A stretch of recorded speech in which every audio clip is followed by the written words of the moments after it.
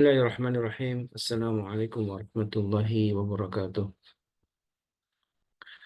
Alhamdulillahilladzi anzala as-sakinata fi qulubil mu'minin liyazdadu imanan ma'a imanihim.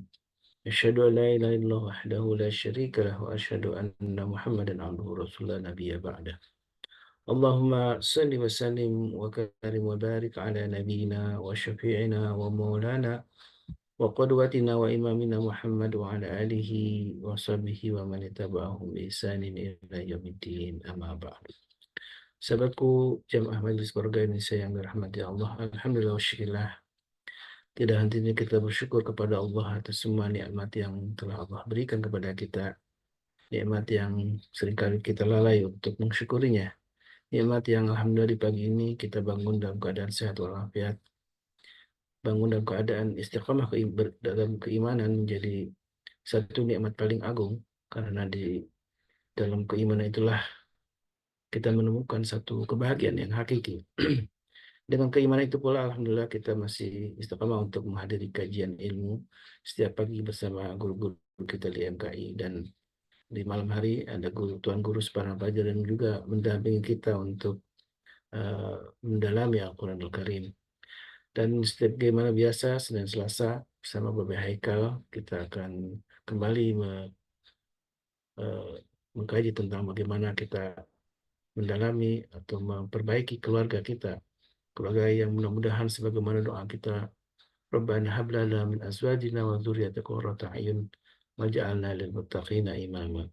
Sebuah doa yang kita memohon kepada Allah untuk menjadikan pasangan kita, anak-anak kita menjadi qurrata a'yun, yaitu penyejuk hati, dan kemudian menjadikan mereka sebagai teladan atau imam bagi orang-orang bertakwa.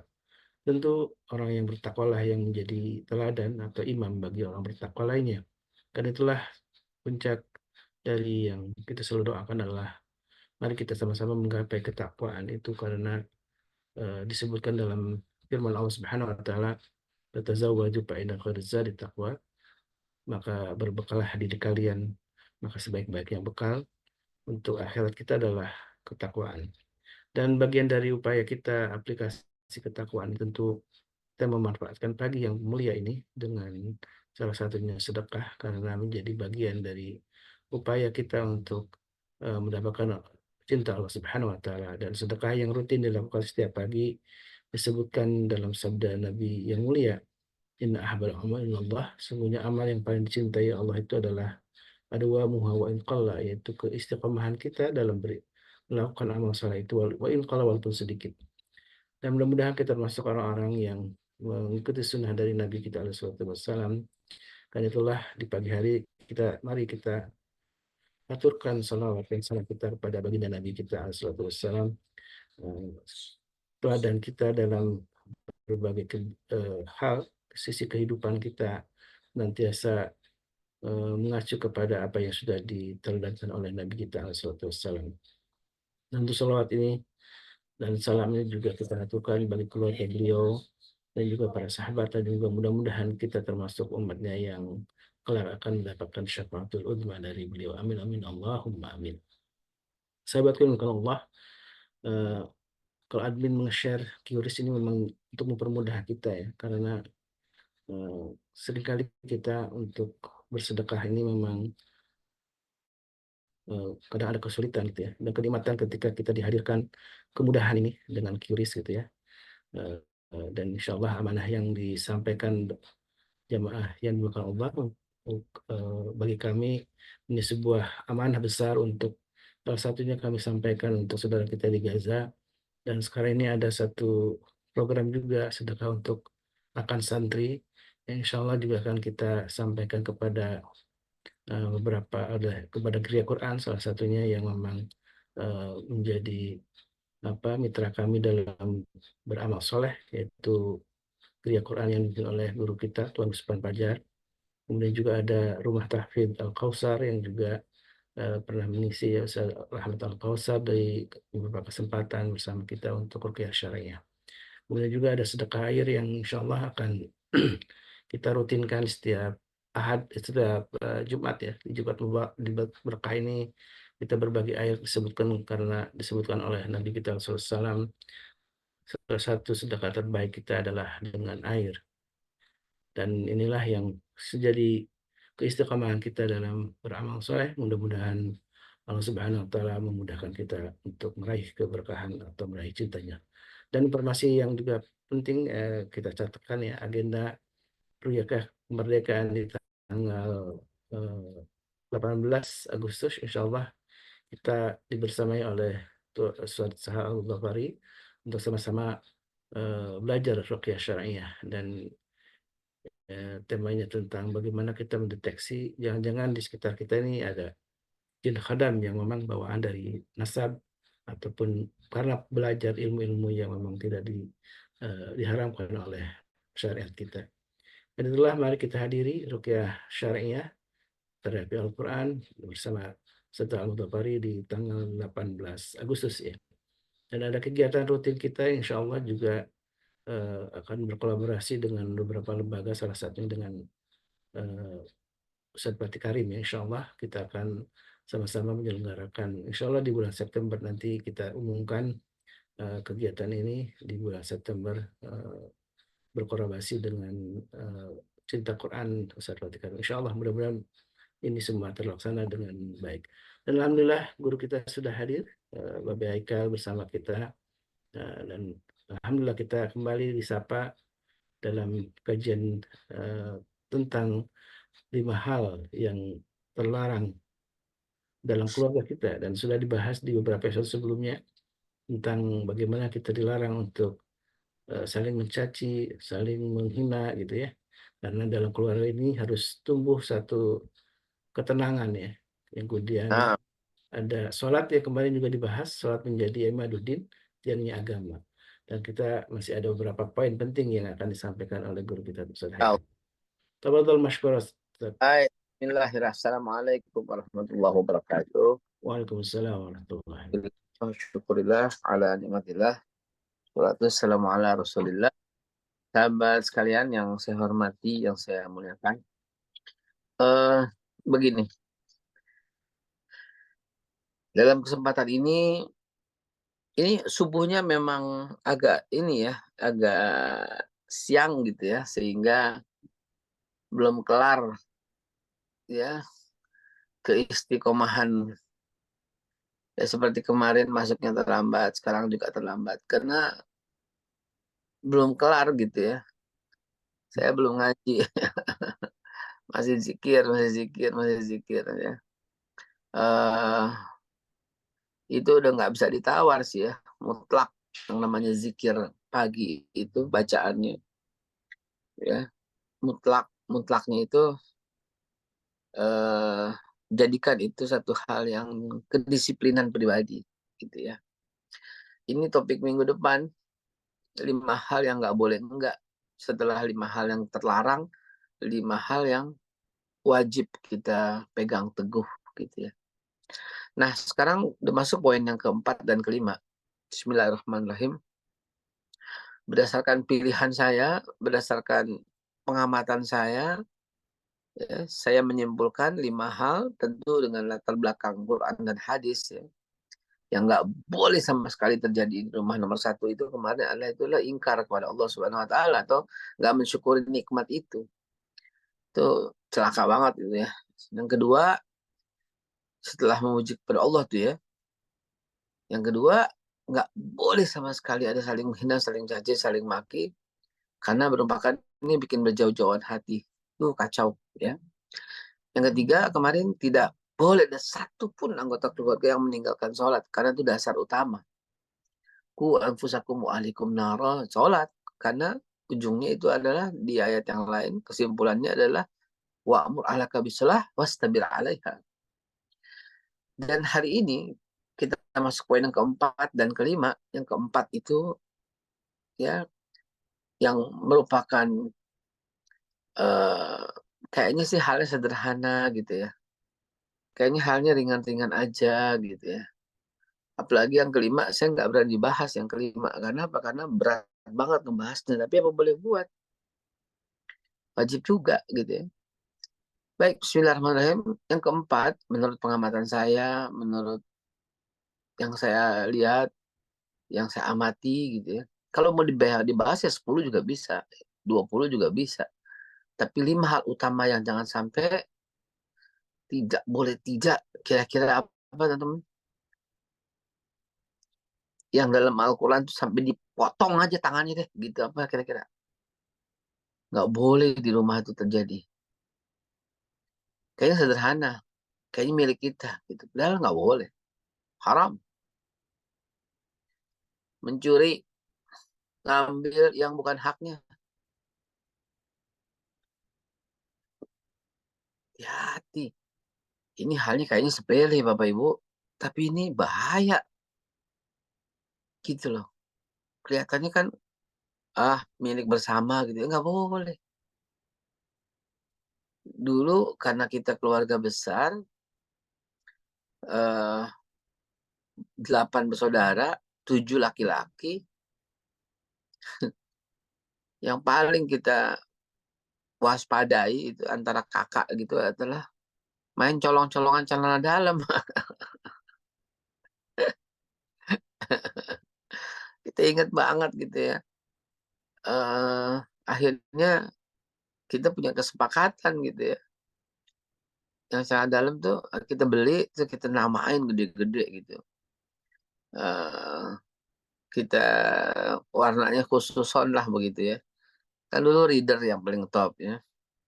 Setelah reader nggak lama ada Lanvin gitu ya. Kalau Lanvin itu kan bentuknya kan segitiga murni, polos.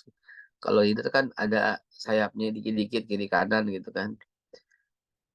Dan reader ada tempat pipisnya juga, Lanvin enggak. Waktu itu kita tuh sampai di rumah tuh sampai sepakat yang punya Lanvin tuh berarti punya kakak saya yang namanya Helmi gitu. Yang reader itu berarti punya saya gitu kan. Yang GT Man tuh berarti punya kakak saya yang namanya Pak Lukman gitu. Jadi sampai kita bikin begitu gitu ya. Kenapa? Ya memang kita dilatih, dididik untuk begitu. Begitu juga soal makanan gitu ya. Kalau pagi-pagi kan beli sarapan gitu kan. Beli sarapannya sesuai dengan jumlah anaknya. Jadi Bapak Ibu sekalian, ini kalau nggak dibiasain, kalau nggak dilatih, maka akhirnya mencurinya semakin lama semakin besar gitu. Dan maaf banget, saya termasuk orang yang karena paling kecil, paling rajin mencuri duit kakak, ya, eh, paling rajin gitu ya. Ini tetap aja mencuri gitu, haram. Akhirnya kita kan ngaji, akhirnya dapat keberkahan lah dari ngaji gitu, membuat kita nggak berani lagi mencuri dan minta maaf sama kakak ngambil duitnya gitu.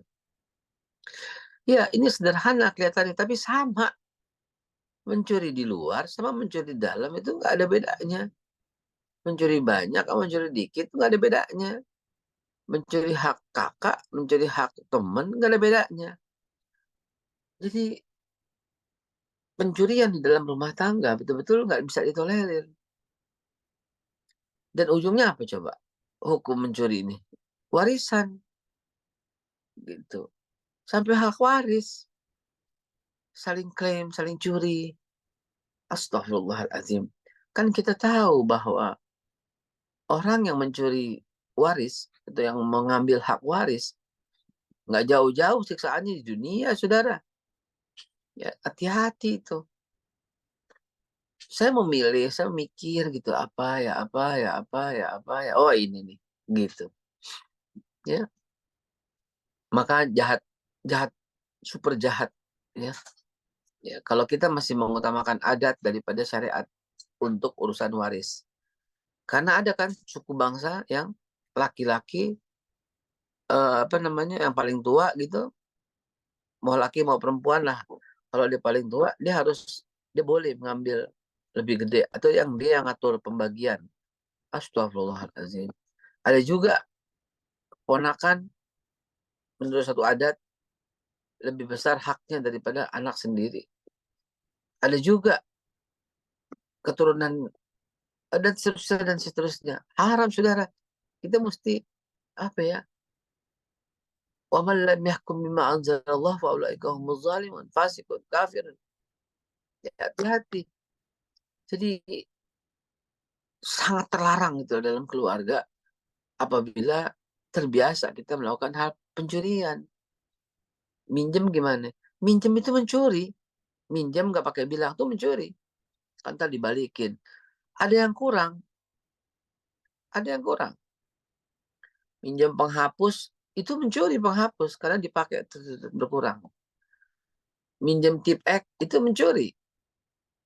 Mencuri ya. Kan di rumah ini jangan kata-katakan itu. Nggak boleh. Bilang kan di rumah ini nggak bisa sama sekali. Kalimat itu justru akan membuat kita menyepelekan. Ya. Di rumah masing-masing udah dikasih. Ayah membelikan saya satu sepeda motor. Abang saya memakai sepeda motor itu. Itu mencuri, yaitu bensin. Itu mencuri, yaitu roda diameter. Itu mencuri. Maka seharusnya memohon ikhlasnya. Ini kejahatan yang tersembunyi. Ya.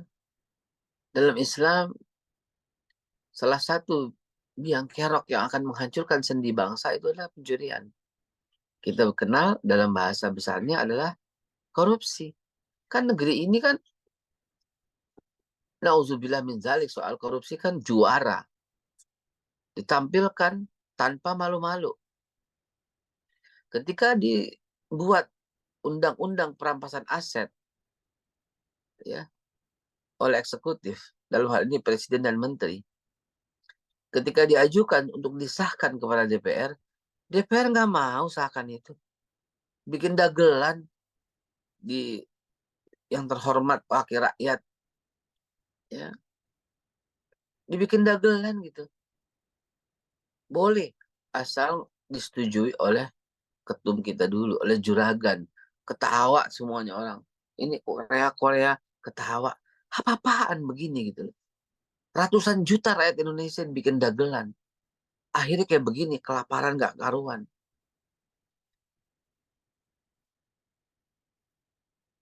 Yang kritik kita mesti tetap kritik. Proporsional aja gitu. Jadi Bapak Ibu sekalian, ini hal yang sepele, tapi sangat menghancurkan sendi-sendi kita. Mencuri. Pantes dalam Islam itu potong tangannya. Sampai kapan ya kita bisa menerapkan itu gitu ya. Inni kuntu minadh zalimin. Ya Allah, ampuni. Ampuni kami, ya Allah. La ilaha illa anta subhanaka inni kuntu minadh zalimin. Rabbana la tuzigh qulubana ba'da idh hadaytana wa hab lana min ladunka rahmah innaka antal wahhab. Kita sampai nggak mampu, tapi bukan kita berarti menyetujui. Kami berharap, ya Allah, diterapkan hukum pencurian itu dengan potong tangan, ya Allah. Kami berharap, ya Allah. Harus ngomong gitu. Supaya kita tidak tercatat sebagai orang-orang yang mengabaikan. Aduh, jangan ya, kejam ya. Jangan, jangan. Kalimat-kalimat itu haram terucap karena ini merupakan hukum Allah. Cukup kita berdoa, ya. Cukup kita berdoa, Rabbana la tahmil alaina isran kama hamaltahu ala ladzina min qablina. Rabbana wa la tuhammilna ma la taqata lana bih.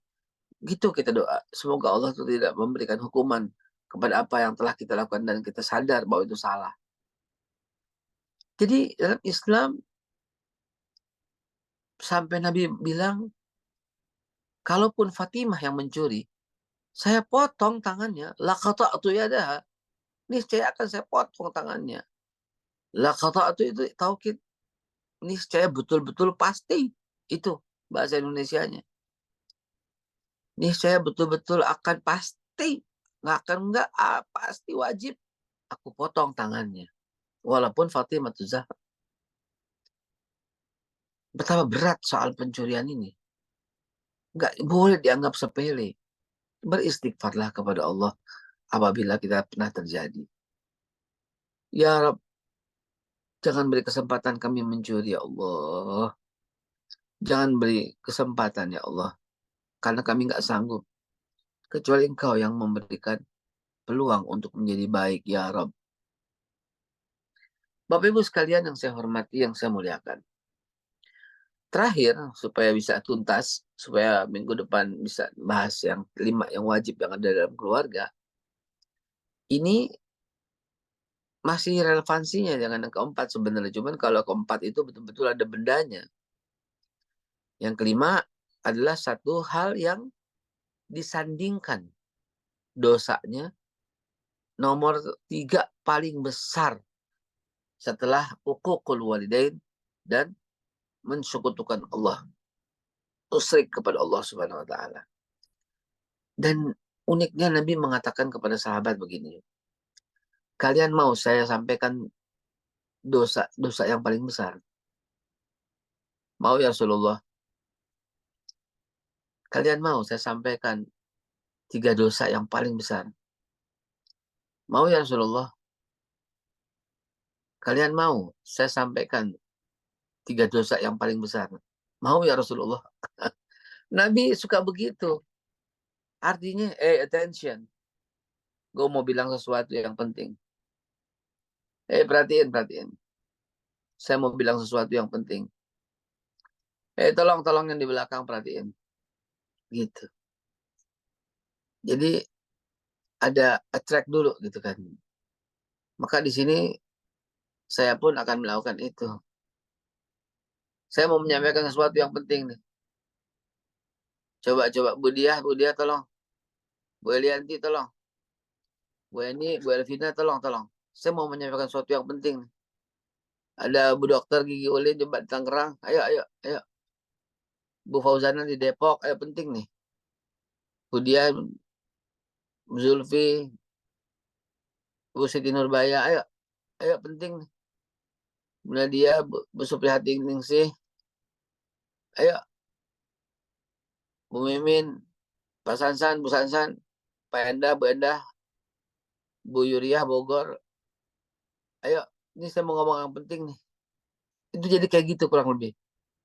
Bu Yola, Bu Nia, Bu Susi Depok, Bu Aulia, Bu Ugi, ya. Ayo ini penting nih. Iya, Bu Ben. Oh, di Hong Kong ya. Bu Ida, Bu Darmi, lagi olahraga barangkali. Ini penting nih. Dr. Fikri, Dr. Vicky, Pak Herman di Bengkulu jauh-jauh banget. Pak Bu Endang, ini penting nih. Kang Selo, penting nih Kang. Bu Lima, Bu Elis, ayo Bu Yani di Hong Kong, dan seterusnya. Kira-kira kalau saya ngomong kayak gitu dulu, itu kan attract attention dulu kan, berarti kan penting banget kan. Nah, Nabi lakukan itu. Apa kata Nabi? Pertama, musyrik kepada Allah. Yang kedua, durhaka pada orang tua. Yang ketiga, apa Nabi bilang? Bohong. Itulah nomor 5 yang jangan terjadi di rumah. Terlarang banget. Apa? Yang kelima, bohong. Bohong.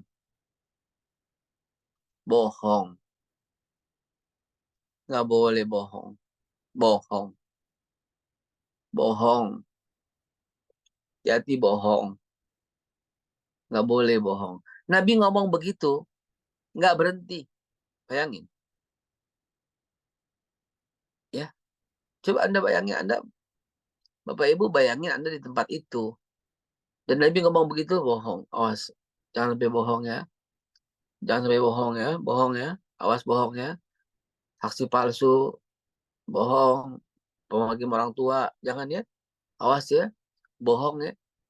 Jangan bohong ya. Itu Nabi ngomong begitu sampai sahabat berkata, semoga Nabi diam.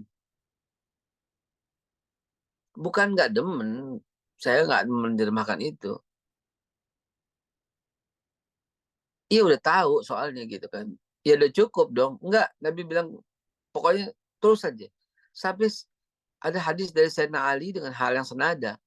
Sayyidina Ali pun berharap semoga Nabi diam. Karena terus-terusan Nabi nggak berhenti bohong. Awas ya bohong. Jangan bohong ya. Awas ya bohong. Awas ya bohong. Jangan bohong ya. Awas ya bohong. Jangan bohong ya. Kan ini kan sinyal. Kenapa saya memasukkan ini dalam hal yang paling terlarang? Karena nggak boleh bohong. Apalagi di rumah tangga. Nggak bisa bohong, nggak bisa. Nggak ada. Awas ya bohong. Jangan bohong ya. Nggak boleh bohong ya. Hati-hati bohong ya. Aku berharap Nabi diam. Itu kata para sahabat. Karena kalau diurut-urut lagi, bohong itu di waktu Isra dan Mi'raj, ada satu siksaan yang sangat mengerikan. Malaikat menghampiri orang itu dan merobek mulutnya dengan kesakitan dan kepedihan. Dan serta-merta rapat lagi itu mulut. Malaikat menghampiri lagi dan merobek lagi mulut. Sampai Nabi berkata, kabarkan kepada aku ya malaikat, ini orang kenapa?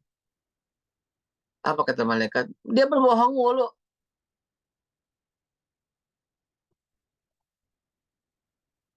Astagfirullahaladzim. Hati-hati Bapak Ibu sekalian. Berbohong tuh betul-betul nggak bisa diterima gitu loh. Dan termasuk dosa besar, bayangin. Sejajar dengan syirik kepada Allah, durhaka sama orang tua, berzina, berjudi, mabuk-mabukan, bohong. Gak bisa ditolerir itu bohong. Bahkan salah satu jenis berbohong yang paling celaka itu kan bersaksi palsu. Apalagi dengan menggunakan nama Allah. Itu di hari kiamat. Sebelum ada pengadilan. Ya Allah merinding saya ngomongnya. Sebelum dikelompokkan kiri kanan. Sebelum dikelompokkan mana penyembah berhala. Sebelum dipanggil ke depan oleh Allah Subhanahu wa taala yang berbohong atas namaku. Astagfirullahaladzim. Dia akan disiksa tanpa hisab dan didahulukan siksaannya bahkan didahulukan dari para penyembah berhala. Ya Rabb. Astagfirullahaladzim. Gak main-main saudara. Gak main-main. Ya, hati-hati. Berbohong atas nama Allah. Berbohong atas nama Nabi. Gitu. Mohon maaf gitu ya. Astagfirullahaladzim. Astagfirullahaladzim. Astagfirullahaladzim.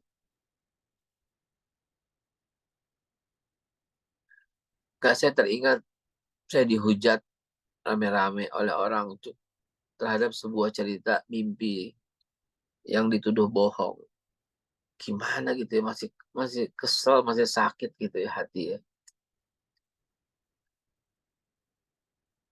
Ya Rabb, saya ngadu kepada Allah saja ya.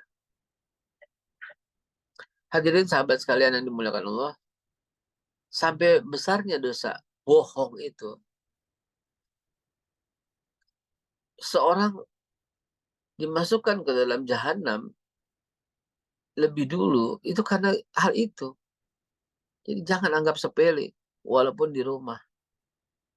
Nah, saya membaca lagi korek-korek hadis Quran tentang sebegitu dahsyatnya kau bohong. Iya, kecuali 3 yang diizinkan berbohong. Yang pertama siasat dalam perang. Ya, dia berbohong siasat dalam perang, jumlah pasukan. Ya, jumlah pasukan itu berbohong. Ya, membawa kafir itu berbohong. Itu siasat namanya dalam perang. Yang kedua berbohong untuk mendamaikan. Ini hadis Nabi ya. 3 hal yang diizinkan berbohong ya. Mendamaikan 2 bersaudara mukmin yang ribut, yang bertengkar. dengan bohong yang sederhana misalnya.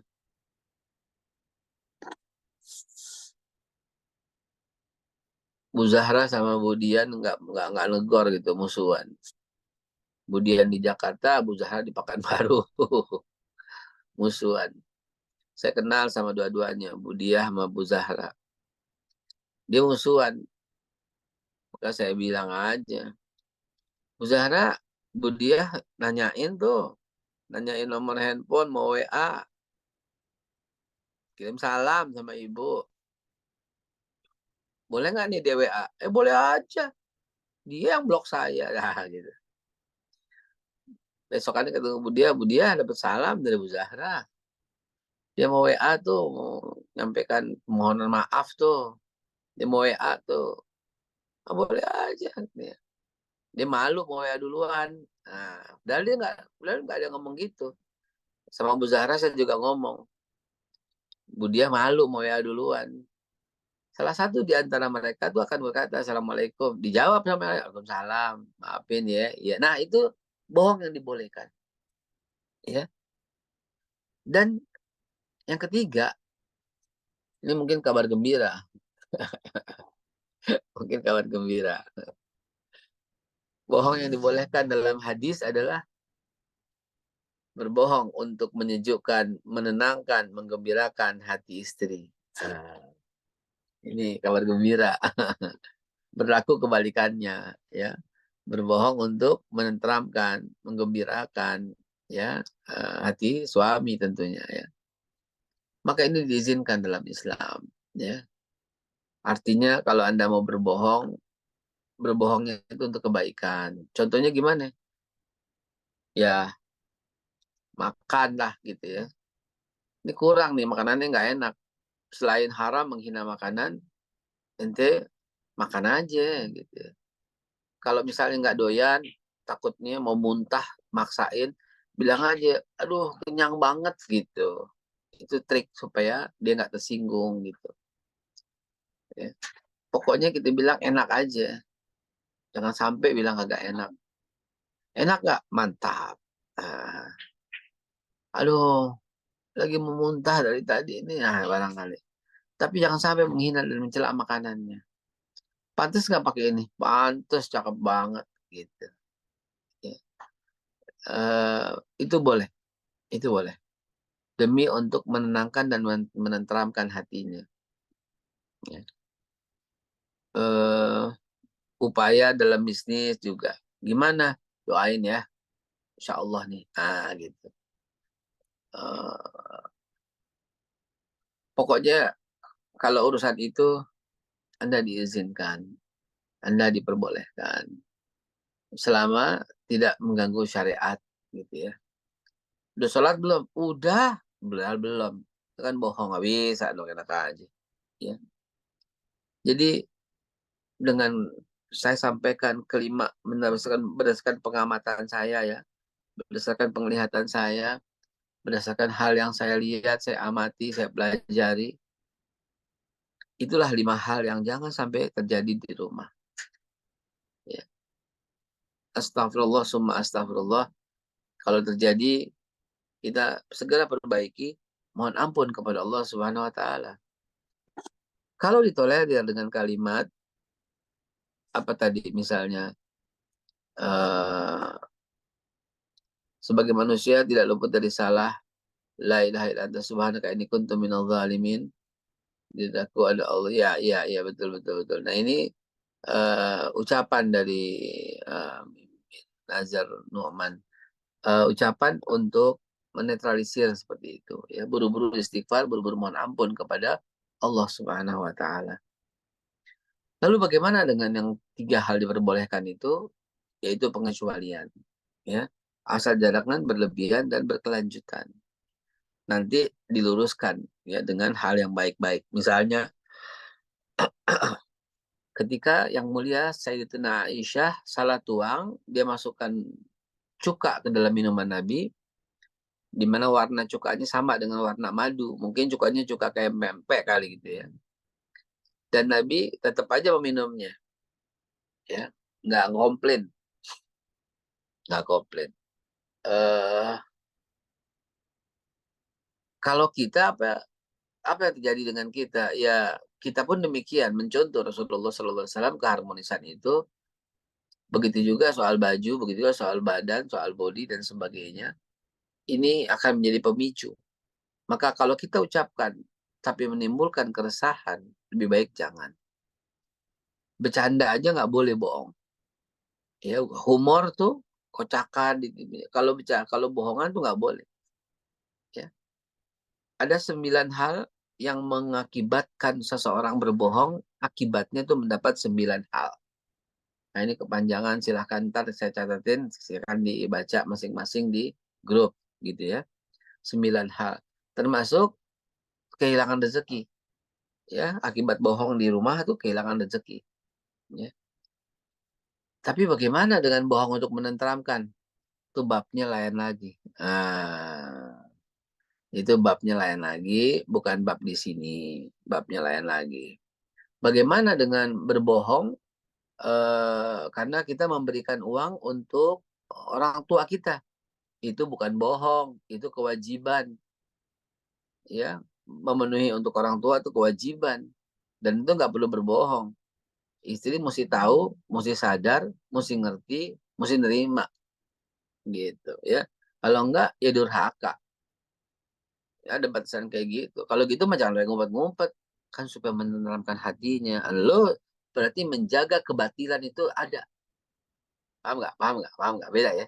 Beda ya. Kamu tuh artinya menjaga kebatilan itu ada. Ya. Karena melarang itu kebatilan. Sadarin bininya dengan cara halus dan pelan. Kewajibannya itu adalah melindungi orang tua. Itu kewajiban. Kewajiban itu menafkahi orang tua. Dan nggak akan putus sampai hari kiamat. Haknya orang tua kepada anak, apalagi haknya ibu. Nggak akan putus sampai hari kiamat. Dia yang merawat, mendidik, membesarkan.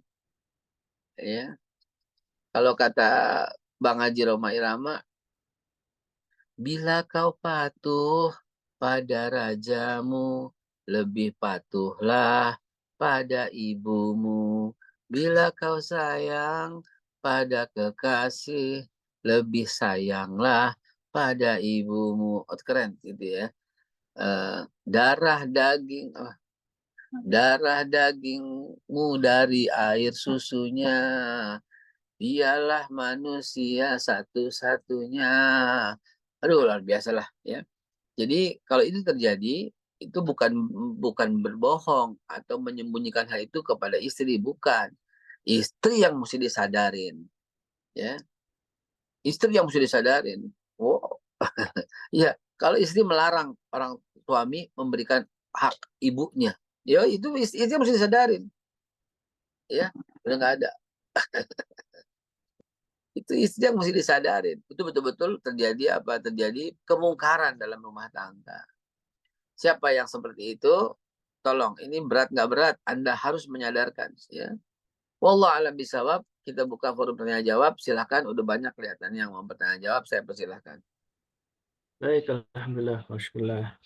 Dan saya sudah merangkumkan ya, dan saya kirim di chat. Silakan untuk membacanya. Ada 5 hal tadi yang saya review, yang penting yang terlarang ada dalam keluarga kita. Yang pertama adalah kubur terhadap nikmat Allah ya, ingkar terhadap nikmat Allah.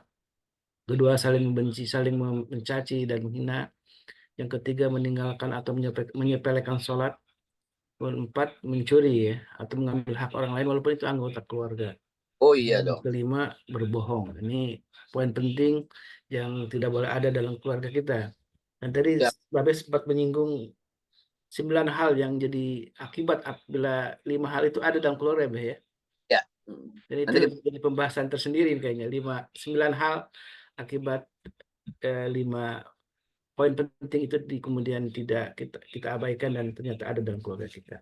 yang paling Silakan. ngeri terputusnya rezeki. Hmm. Salah satunya terputusnya rezeki dari Allah. Baik, Mengerikan. jemaah. Gimana, Be? Iya, akhirnya proyek nggak berhasil, gagal, Hmm. nggak, ya itu gara-gara diantaranya gara-gara itu. Baik-baik, kemarin ada beberapa yang sempat bertanya tapi tertunda ya. Nih, Bunda Aisyah nih, Bu Yanti silakan, mana nih Bunda Yanti nih? Sudah gabung belum ya? Kalau 9 hal ini apa aja Beh? Kira-kira mungkin bisa sedikit direview Beh. Akibat dari Ya, 5 hal yang terlarang itu kemudian ada dalam keluarga kita. ya, salah satunya yang saya sampaikan tadi, ya, ternyata berbohong itu menutup pintu rezeki. Hmm. Berbohong itu menutup pintu rezeki. Ya, apalagi bohong di rumah. Kalau itu kan double-double. Ya, double-double itu. Silakan ada yang bertanya itu. Silakan Bunda Nadia. Dibacakan, tadi ada tulisan sudah hilang. Bismillah. Baik, kalau bohong, baik orang tua agak khawatir boleh nggak ya? Eh, Kalau bohong, Supaya menghindari itu sama. supaya Bohong orang tua tidak khawatirin gitu. Misalkan lagi sama. sakit bilang sehat gitu gitu Beh. Baik, itu sama bohong putih. Bawang putih ya. Sama. Bohong yang membuat ketentraman. Itu sama statusnya dengan suami yang berbohong, makanannya enak, bikinan istrinya, demi untuk menjaga hatinya. Gitu. Hmm. Sama. Sama orang tua, kita begitu memang. Jangan sampai orang tua berduka dengan keadaan kita. Justru kalau mau orang tua, ditutupin segala kedukaan. Sebagaimana orang tua kita sering berbohong sama kita masih kecil. Ketika ada makanan, orang tua kita berkata, Umi kenyang. Gitu loh. Supaya kita makan. Begitu kita ngintip, dia lagi makan. Gitu. Itu orang tua kita kan. Nah, kita balasnya dengan cara seperti itu. Ya. Lo badan, sehat kok. Padahal sakit banget. Aduh lagi sehat, sehat. Sehat, sehat. Supaya dia nggak bingung. Ya. Di telepon suaranya bindeng. Ya, saya pernah lakukan itu. Lagi tugas, suara bindeng. Kalau di telepon saya angkat, ini pasti Umi bakal bingung nih. Maka kita, ah, oh, ah, Umi, apa Mi? Kenapa gitu? Lagi olahraga. Padahal saya lagi pilek gitu loh. Kan takut gitu. Lagi pilek. Tapi demi untuk membuat orang tua sampai supaya nggak bingung, di telepon saya pura-pura sehat. Hah? Hah? Umi ini telepon. Kita ngapain? Lagi olahraga nih, Mi. Oh iya bagus sehat dulu Umi doain. Nah, itu bohong yang diperbolehkan sama orang tua gitu ya. Bohong diperbolehkan sama orang tua. Saya sering lakukan itu.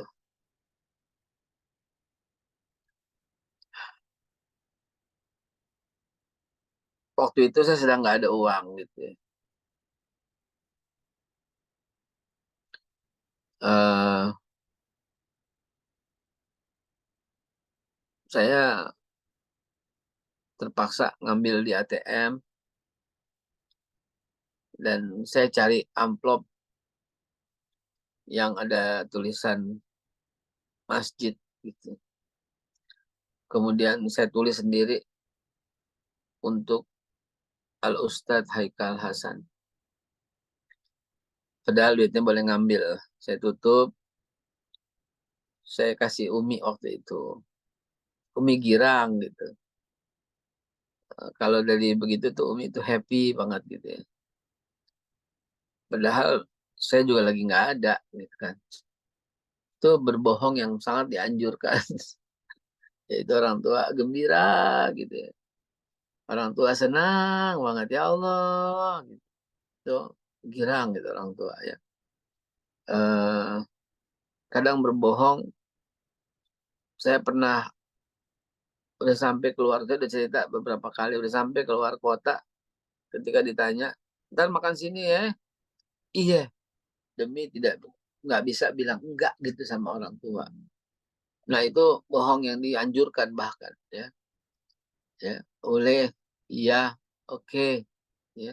Lu bisa nggak? Kita nggak bisa. Bisa, insya Allah bisa kita usahain. Nah, boleh. Itu hal yang sangat diperbolehkan begitu. ada makanan di rumah yang kita tahu ini orang tua kita demen banget. Maka kita walaupun lapar, jangan sentuh. Itu Al-Imam Syafi'i rahimahullah ta'ala.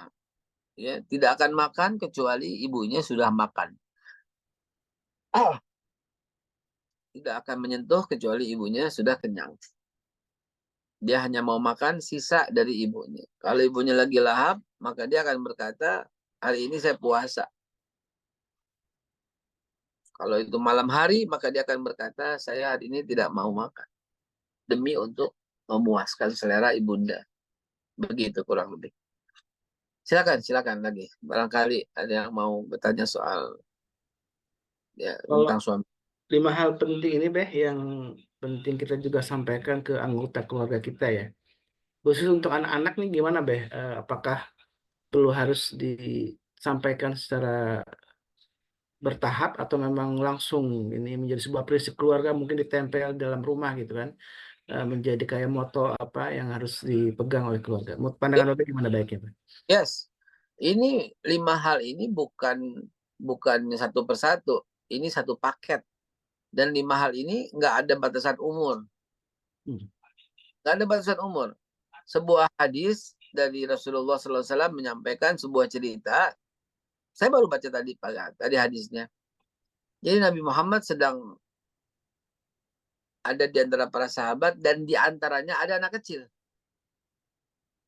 Jadi ada anak kecil ya ikut duduk, ikut main sama Nabi dan para sahabatnya gitulah.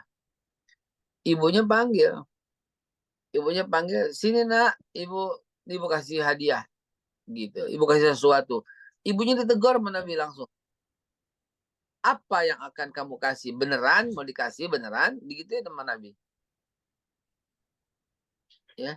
Hai. Apa yang akan kamu mau kasih? Beneran mau dikasih apa? Itu kalau enggak ibunya dianggap tukang berdusta. Padahal sama anak kecil anaknya. Akhirnya ibunya berkata, ya Rasulullah saya akan memberikan dia tamar. Kurma kering. Oh ya baru dikasih. Dan wajib. Kalau tidak kau akan dicatat sebagai orang pendusta. Sering banget. Mas, satu kali kita yang melatih anak-anak itu bohong. Sering banget. Kita latih mereka buat bohong. Ya. Sini. Ini hadiah nih, hadiah. Nggak dikasih. Ayo, ini dapat hadiah nggak dikasih. Sering banget. Itu kita melatih anak kita untuk bohong. Astagfirullahaladzim. Kalau ini, Beh, boleh nanya nih, Beh. Kan anak saya juga karena sering ingin menyenangkan ibunya gitu, kadang-kadang tidak jujur. Jujurnya itu misalkan ketika ada satu makanan yang menurut dia itu tidak enak gitu ya, tidak suka sebenarnya, atau mungkin ada jamu atau apa karena dia ingin menyenangkan ibunya ketika dikasih ya dimakan atau diminum gitu ya. Ini sampai istri saya itu nanya, ya kamu harus ini jujur kalau mau tidak suka bilang aja tidak suka gitu. Tapi ya itu antara raut muka gitu kan ketidaksukaan dengan apa yang dilakukan itu berbeda. Ketahuan kalau dari segi raut mukanya nggak suka, tapi dia tetap melakukan apa yang diminta oleh ibunya. Itu gimana, Be? Kalau itu hal yang positif atau negatif, Be? Negatif, keren itu. Justru antum, Ustaz, jangan sampai antum latih untuk jujur hal yang itu. Itu bahaya justru, jangan. Ya, enak nggak enak, telan. Senyum, sakit nggak sakit, bilang enggak. Orang tua lain. Penerapannya kurang tepat. Kalau sama teman, sama lingkungan, bolehlah kita bilang. Tapi kalau orang tua nggak bisa. Justru memang dilatih untuk itu. Ya, kamu capek nggak? Enggak. Padahal udah capek luar biasa. Pijitin dong, capek nggak? Oh enggak capek nggak? Enggak. Lihat, mantap. Padahal capeknya luar biasa. Kita pijitin orang tua. Ya, saya baru pulang. Abah minta anterin. Anterin. Lu capek nggak nih baru pulang? Enggak, Pak. Nggak kemana-mana. Kemarin cuma keliling condet tadi. Saya lakukan itu. Padahal baru pulang dari Bogor misalnya. Enggak, ayo, Pak. Ayo. Seger malah. Lihat Abah malah seger gitu. hal-hal seperti ini justru mesti kita jaga. Ini bukan bohong, ini adab. Justru kalau mau orang tua saklek demi untuk tidak berbohong, kita saklek. Nggak bisa. Betapa kecewa dan sakitnya. Karena orang tua kita dulu begitu. Dia keringetan di jalanan buat kita. Dia nggak bakal ada rasa keluh kesah untuk membesarkan kita. Gimana nggak capek? Baru bangun. Tahu-tahu setengah jam kita nangis lagi, ganti popok. Baru mau tidur, kita nangis lagi minta susu. Baru mau tidur, nangis lagi, kurang lagi. Ibunya bikin lagi air susu di botol. Pas habis, nangis lagi karena kita kencing lagi. Mereka tuh nggak ada capeknya.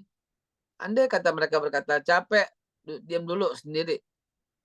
Apa yang terjadi pada kita pada waktu itu? Dan kedua orang tua kita nggak ada capeknya tuh untuk ngurus kita kayak gitu. Pagi, siang, sore cari uang buat membesarkan kita. Ya, ibu kita tuh ingat kita kan, dia sengaja nggak makan demi buat kita makan. Dia tuh lapar, pasti ditahan. Enggak, Umi nggak lapar gitu. Ya, orang tua kita pasti pura-pura keren, pasti pura-pura nian kalau kita lihat mau ke kantornya. Padahal kerjaannya kasar. Tapi kan dia demi untuk kita nggak begitu. Dia pakai jas, pakai dasi demi untuk menggembirakan. Sampai jalanan dicopot dasinya, dicopot. Itu kerjaan orang tua kita zaman dulu kan kayak gitu. Ya, dia selalu untuk membahagiakan. Ini di luar daripada bohong. Ini adalah sebuah taktik, nggak boleh saklek justru, Mas. Itu pendapat saya. Ya, semua orang tua Baik. pasti lah. Coba aja.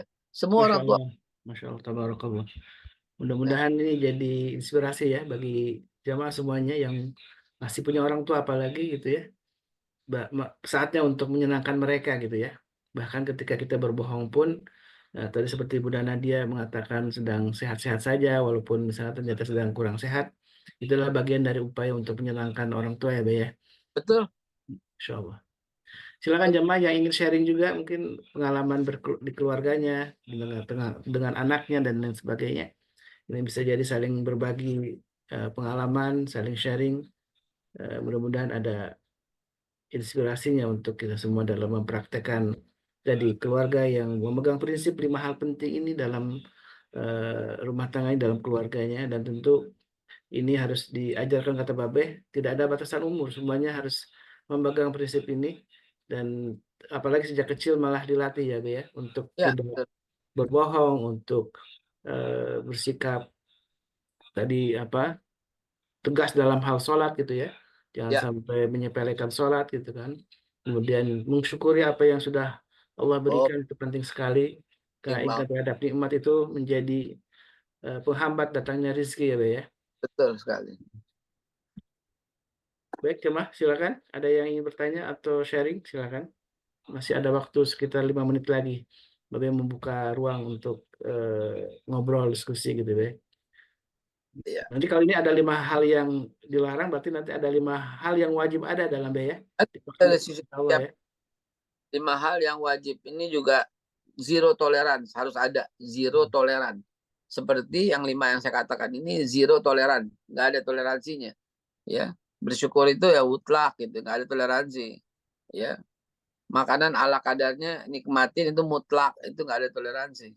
Ya, meninggalkan sholat itu haram mutlak apapun yang terjadi. Ya, nggak bisa tawar menawar. Mencuri juga itu hal yang jangan sampai terjadi, nggak bisa. Walaupun punya kakak, walaupun punya adik, nggak bisa. Ya udah ada jatahnya masing-masing. Ya, bahkan tadi saya contohin tip X aja mesti bilang. Ya udah ada haknya masing-masing. Dan berbohong, nggak ada tawar menawar soal ini, standar itu. Baik teman-teman sekalian, saya rasa untuk pekan depan kita lanjutkan dengan 5 hal yang mutlak ada, zero toleran juga, nggak boleh nggak ada. Salah satu bocorannya itu adalah berjamaah. Ya, selain menghambat rezeki, saya apa tuh? Ini Tulis ada pertanyaan dari Bu Diah ya, Agustina. Selain menghambat rezeki, apa apa saja Be akibat dari 5 yang terlarang ini yang besok, ada dalam keluarga kita? besok Senin. Oh, snack. Baik, Baik ya. Jadi insya Allah besok Senin karena panjang banget ya kajiannya akibat dari 5 hal ini ada dalam keluarga kita, maka Ya, akibat apa yang kita akan dapatkan? Tadi selain tadi Bapak membuat kebocoran terhambatnya rezeki gitu ya, yang eh, karena kan jelasin panjang, entah menimbulkan masa iya apa-apa. Ada dalilnya, ada linknya gitu ya. Bahwa bila seseorang memulai satu usaha misalnya, kemudian dia berlaku bohong terhadap usaha itu, maka Allah akan meninggalkan. Nggak ada hak bagi Allah untuk memberi makan orang yang bohong. Ya, dihambat rezekinya itu. Nggak ada hak bagi Allah, nggak ada kewajiban bagi Allah.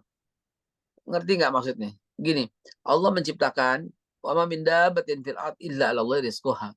Jangankan manusia, hewan melata pun kalau Allah sudah ciptakan, pasti ada pada Allah rezekinya. Nah, akhirnya kita ngomong nih sama teman, udah nggak usah khawatir. Nih gue pakai dalil nih buat lu pade. Jangankan kita, karena kita makhluk Allah ini. Pasti Allah kasih rezeki buat kita. Gitu kan. Jangankan kita, hewan melata aja dijamin rezeki oleh Allah. Udah deh, Allah pasti jamin rezeki kita. Maka saya jawab malam ini, saya jawab pagi ini. Tidak ada kewajiban bagi Allah memberi makan orang yang gemar berbohong. Itu kan terbatalkan gitu loh. Allah sendiri yang membatalkan. Memang Allah akan menjamin makhluk yang diciptakan untuk mendapatkan rezeki. Kecuali yang bohong. Kayak begitu, jahatnya bohong itu. Jadi Allah berlepas diri. Masa bodoh terhadap orang yang bisnis tapi bohong. Gitu ya. Apa namanya? Dia berbohong dalam berbisnisnya. Dia berbohong dengan orang. Dia berbohong semua. Akhirnya nggak ada kewajiban lah bagi Allah Subhanahu Wa Taala untuk memberi makan orang yang kayak gini gitu. Ya. Dan karena dia telah boleh. Oh iya ya masih ini ya. Ya itu aja sambal risol masih enak tuh. Oh boleh. Ya ya tapi dikit-dikit. Mohon maaf ya. Jadi Bapak Ibu sekalian tadi mohon maaf suka potong.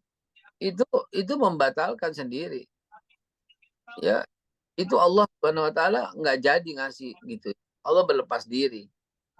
Di masa bodohin oleh Allah Subhanahu Wa Taala.